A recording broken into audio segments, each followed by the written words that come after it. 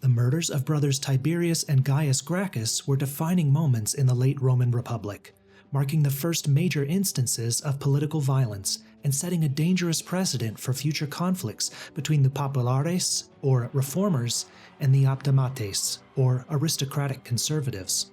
Tiberius Gracchus, the elder brother, was elected tribune of the plebs in 133 BCE. His main goal was to redistribute public land to Rome's growing class of poor and landless citizens. Wealthy aristocrats had been illegally expanding their vast estates, leaving many citizens and small farmers without land. To address this, Tiberius proposed the Lex Sempronia Agraria, which aimed to enforce a land ownership limit and redistribute excess land to the poor. When they refused to fund the redistribution, Tiberius used a royal donation from the late King Attalus III of Pergamon to finance his plan, an unprecedented move that further alienated the Senate. He then made another controversial decision. He ran for re-election as tribune in 132 BCE, an act viewed as illegal and tyrannical. Fearing he aimed to become a king or dictator, the Senate, led by Scipio Nasica, incited a violent riot. A large group of senators, along with their armed followers and clients, stormed an assembly at the Temple of Jupiter on the Capitoline Hill.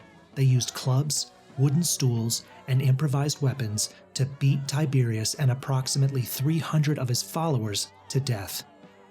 Until this point, the tribune was protected under sacrosanctity, meaning they were legally untouchable. Physically harming them was considered a crime punishable by death. Tiberius's body was thrown into the Tiber River, an act of extreme disgrace.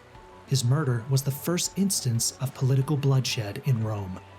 A decade later, Gaius Gracchus took up his brother's cause, serving as tribune in 123 and 122 BCE. Learning from Tiberius's mistakes, he broadened his support base by appealing not just to poor farmers and plebeians, but also to equestrians, Rome's wealthy business class.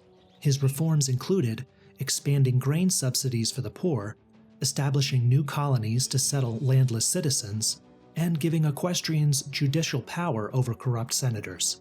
Like his brother, Gaius angered the Senate, particularly after proposing full Roman citizenship for Latin allies.